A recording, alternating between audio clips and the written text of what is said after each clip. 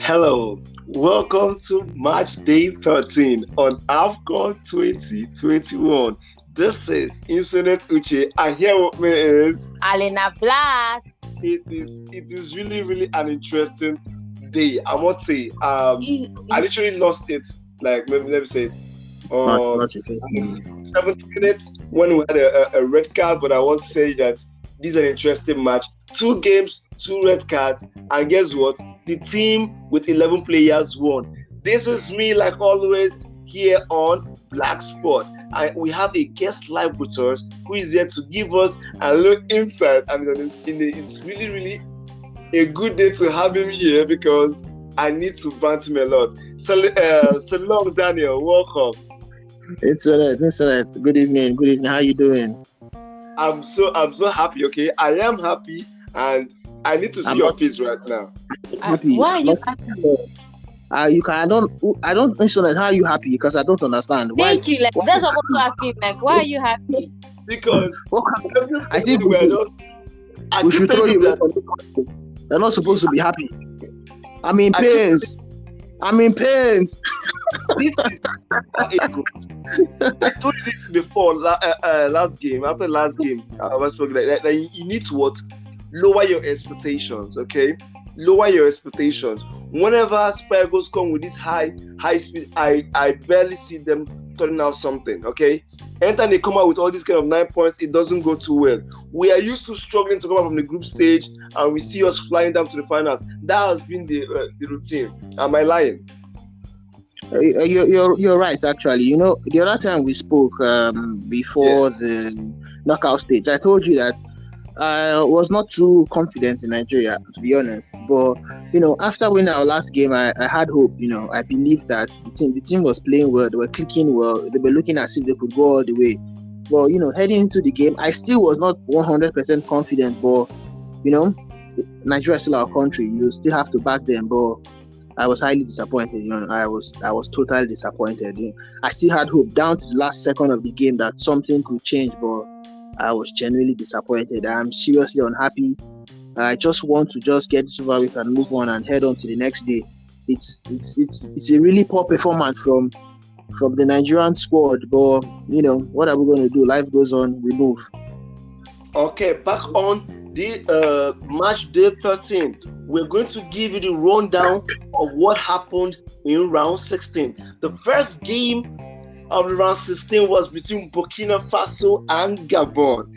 This is also an interesting one because Gabon thought they had a comeback, but the comeback didn't last long. Okay, the first goal came from the 28th minute by Bertrand Traoré, and which was equalized at the 90th minute with an own goal though. But guess what? They were running from red card from the 67th minute. I mean, for the Gabonese, it's really an interesting match for them to keep up the tempo with 10 man. If it goes on extra time, held it down to the final whistle and tried to keep it on the penalty sheet, but they could not keep up the tab at the end of 7-6 on penalties. Alena, yeah. Between this game now, this 1-1 now. Yeah. Do you think that Gabon, this not should be Gabon because I was looking at for the fact that you had a red card, you closed at 90th minute and you had the penalties. Okay, the penalty that they lost. Do you think that Gabon could have had this at last minute? Because everybody I see online were rooting for Gabon. Were you also rooting for Gabon? Well, I just kept thinking about Nigerian match. I could even maybe not really care about other countries. You should care because the winner of this match have to face Nigeria. Okay, so me looking at, I didn't want to go for Burkina Faso because of the last time it was a struggle at the finals. Then this one, Gabon, looks to me like an easier one for us to go. So Selong, do you think in this game now that Gabon had a fair game? They actually did their best. For them to be able to equalize at the end of the game, scoring at the 98th minute, it showed that they had some level of grit and determination. They wanted to win the game, but football is football. Going to the penalty shootout, penalties. penalty is all about the game of luck. Like nobody's sure of whether or not. Yes, we know that penalty is a game of luck. Now going back. Point of. Yes, your line is breaking there. Okay, let's take it off from here. Yeah, I'm back. Okay, now going down to the next match of the day, which has to be the shocker of the tournament again at the round 16. Nigeria lost what? Tunisia, and this came with some side attraction, having what I call it a slippery Ebuka Okoye. Sorry, Maduka Okoye. Do you think he was really good with that? I feel that was an error from his side. He didn't actually see the ball going where he was going. Then he really slipped. Internet. I'll be very honest about Okoye. I don't know whether the hype of social media had got into his head. He had turned to the model of the Nigerian Super Eagles squad. I do not understand him. Even the last game, we were trying to save the penalty. He was poor. I really don't understand that guy. I'm not going to fault him because it was a good shot, but actually he was quite poor. But at the end of the day, we cannot solely blame him. The team in general was poor. They were not able to create chances. In the final third of the game, they were not clicking. They were making wrong decisions. And the times they were supposed to pass, they were not passing. They were taking shots. In times they were supposed to take shots, they were not. Everything was just going wrong. And like I said, we just have to just move on. We cannot cry over spilled milk. We just have to take the L and move on. But it's really painful. Do you believe Uzoho could have been a better fit for this tournament all through?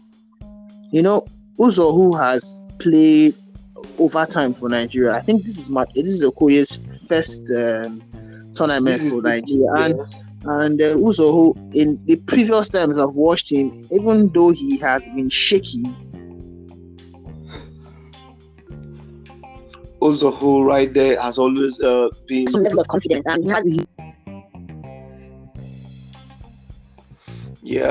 Your line seems to be breaking. That's our caller, Selong Daniel, seems to be calling in from Nigeria, and his line seems to be breaking. I believe we'll get him back. Are you back? I'm back again.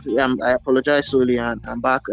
As I was saying, Uzoho has in the previous times he's been good enough. But I guess because of Okoye's experience in Europe, that's why he was put ahead of Uzoho. But like I said, we cannot solely blame the goalkeeper. It's not basically his fault. It was a good shot on target. The team in general did not play well. There was no creativity. Nothing was clicking. If you could see, even at the end of the day, even after the sub was made, you could see that a few minutes after the sub, Iwobi came on, he got a red card. You could just tell that it was not just our day. It was not just our day. That's just the truth. We were just poor, but we just have to take the L and move on. About the red card, okay? Do you think it would be? It was really intentional because there was a pressure on that leg. That's basically why there was pressure on it. You remember the last time we spoke about VAR? I clearly told you that VAR is inconsistent. Before the game today, before AFCON, if you had watched the Premier League game earlier today, Chelsea versus Tottenham, there was a tackle that I cannot remember the exact Tottenham player that had the tackle on Maling Sarr, the Chelsea player. The exact same thing happened. When I say the exact same thing happened, He stepped on his ankle. In the Chelsea game, they did not call on VAR. There was no card at all.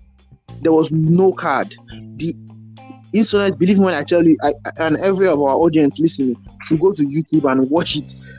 The exact same thing happened. He stepped on his ankle. In the Chelsea versus Tottenham game, there was no card. There was no VAR review. Now we have come to AFCON. They gave yellow card in the first place. The yellow card was cancelled and they was given a red. This is my problem with the inconsistencies of VAR. VAR is highly inconsistent. There should be a laid down rule stating what should be a card offense and what should be yellow card offense, what should be a red card offense, and what's not an offense at all. It's annoying. It's genuinely annoying because it kills the game. It genuinely kills the game. Can you tell me why he was given the red card? He did not even make the tackle intentionally. He was clearly trying to control the ball. and unintentionally stepped on the player's foot, at worst, it should be a yellow card. It should be a yellow card at worst, not a red card. It's like I told you earlier, I'm in pains. I'm just trying to get over it and move on. But it's really painful. It's genuinely painful. But what are we going to do? We cannot cry over spilled milk, like I said earlier. We will move on. But it's painful. It's genuinely painful. But what are we going to do? We will definitely move on. Super Eagles of Nigeria are out, but AFCON 2021 is still on, and Black Sport is still on. So we still move. Okay. Now, going by what you said. Okay. Now, you said that it was a poor performance, but a whole lot of people, myself included, think that Super Eagles had a good mentality, IQ today. The mentality was there. Even with 10 man down, the mentality was there. I saw the Tunisians falling back, and we had a better Tunisia in terms of tactics, because they had like 3 or 4 players holding Simon Moses. The same thing goes to what Samuel Chukwueze. They were all like 3 or 4 on him. Yeah, you're right, and that's where I feel that tactically we're poor, because if I was the coach, because I watched the game and I was the coach, I could see that Moses Simon was double marked, Chukwueze was double marked. The onus was on Aribo as a number 10 to be creative. He was not being creative enough. That is when, as the coach, you should be able to understand that, okay, see, we are being double marked. It should be a change of tactics, a change of personnel. I think Wakali would have been more effective in the game. Ahmed Musa, if he had came on earlier, would have been more effective, at least to drag the game. Someone putting Ahmed Musa in the wing can drag a little bit of the defenders towards him, because he has the pace and he has the ability to pull players towards him. In other words, giving space to others. When you watch the game, as the truth of the matter is, being a coach is quite tough. You are thinking about a lot of things, but the ability to adapt within the game is what Austin Eguavoen lacked in this game. He tried his best, making the sub, putting Iwobi was a good sub, and the red card was unlucky, but generally he did not adapt totally to the Tunisian game plan. Tunisia had a game plan. The game plan was to hold us and catch us on the break, and they stuck to their game plan and was successful for them, and kudos to them. They did their best, but like I said, we're unlucky. We did not really play well, and we just have to move on.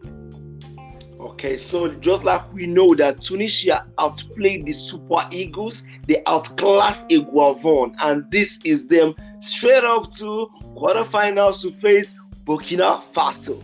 This is an interesting match day for match day 13 in AFCON 2021. One more thing on the Super Eagles side, a whole lot of reactions online think that Sadiq, this is the best game for Sadiq, regardless that they lost.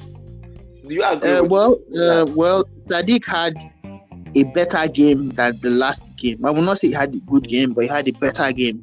I was genuinely pissed off when he missed that 1-on-1 chance. But it was. I would not blame him totally. He did his best. But he did his best. He had a good game. He tried his best. I do not want to blame the referee as well, but the referee was kind of biased. Let us be honest. He was not. There were some calls that he would have given in our favor, but he did not. I will not always want to blame the officiating. Let it not be that I am an anti-referee, anti-African referee. But I would blame us. We did not do all that we could do. We did not play to the best of our abilities. We did not adapt to the game. But let's just take it as it is, and hopefully when we go to our World Cup playoffs against Ghana, we would do better. I hope that we will do better, but man. Okay. Now, in this situation now, Eguavoen is set to pack his bag. Do you now think that NFF were right to appoint a manager prior to the tournament? Does it mean that they were on track? A whole lot of people would think that NFF did the right choice. People were actually saying they didn't, seeing the 3 wins straight through in the group stage. With this now turn out, a whole lot of people think that you see why we didn't want to appoint him. Do you think so? Well, it's mixed feelings, because General had done a good job for the Super Eagles of Nigeria. General had giving us some level of success from qualifying from the 2018 World Cup, qualifying for the 2021 AFCON. Genero was able to give us some level of success. I loved Genero as a coach, I have to be honest. But Genero as a Nigerian coach, one of the major downsides he had was his inability to inculcate the homegrown players into the Super Eagles squad. And that's where the NFF had some issues with him. And even times when the NFF imposed on him to call up the Super Eagles squad, he delegated the coaching rights to his assistant coach, and he didn't even appear for the game. So that was the reasons why Genero was sacked, because I think that one of the major reasons why he was sacked. And Elston Eguavon was appointed as the interim manager. Elston Eguavon was good enough. I would say that during the group stages, he was excellent, especially the game against Egypt. I will not lie to you, he did excellently well. But even the great ones have their bad days, and I guess today was his bad day. At the end of the day, we one of the most famous interviews from one of the world's famous coaches, Jose Mourinho, he talked about football heritage. And in football heritage, Nigeria, Super Eagles of Nigeria we do not have good records against North African teams. If you look back to the last AFCON, who knocked us out of the AFCON? Algeria, the North African team. We do not have a good record against North African teams, and that's just basically football heritage. We faced another North African team today, Tunisia, and they knocked us out 1-0. We just have to take the L and see where we can build on the next tournament, the World Cup knockout stage, the playoffs, and hopefully we can get into the World Cup and see what we can do later in the year in the World Cup.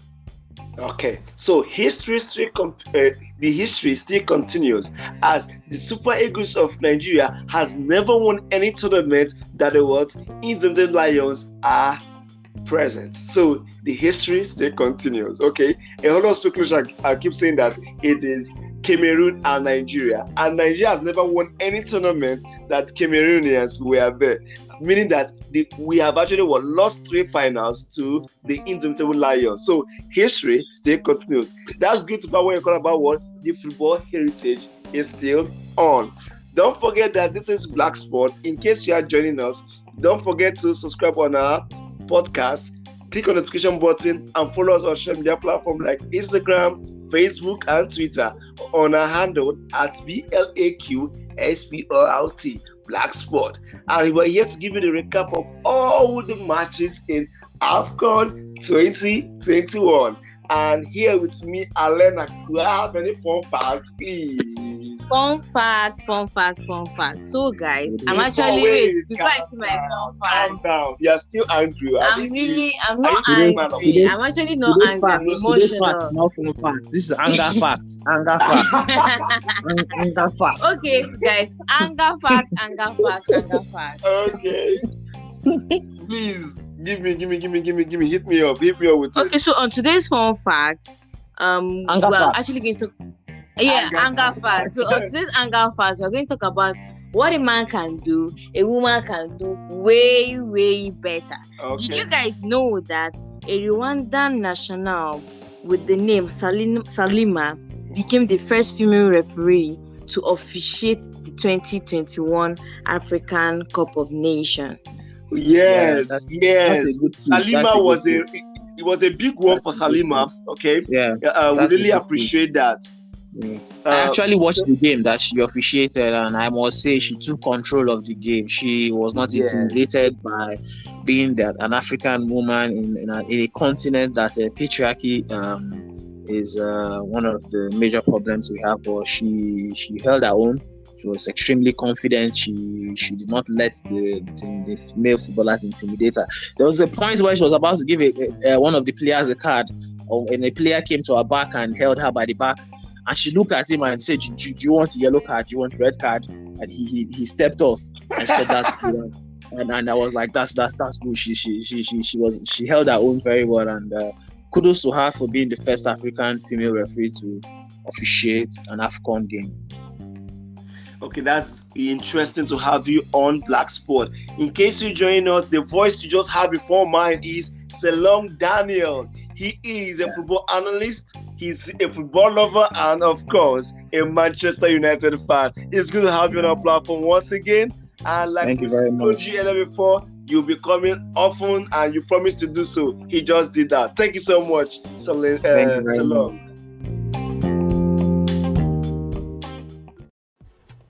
So it's a wrap for us on the AFCON 2021 match day 13. It's a beautiful day to start the round 16 game with Nigeria and Gabon strolling down the airport to go back home. We now have Burkina Faso and Tunisia to knock it out on the quarterfinals. That's to say that AFCON is getting more interesting. So we'll see you on the next episode as we run the recap of the AFCON 2021. Don't get it twisted. Go about your business. Black Sport have you on recap. I will still always remain here with you to give you the update alongside with my co-host. Don't forget that wherever you are, Black will find you. See you next time. I still remain Insonetuche and my co-host Alena Black. Ciao. Ciao, ciao. Bye-bye.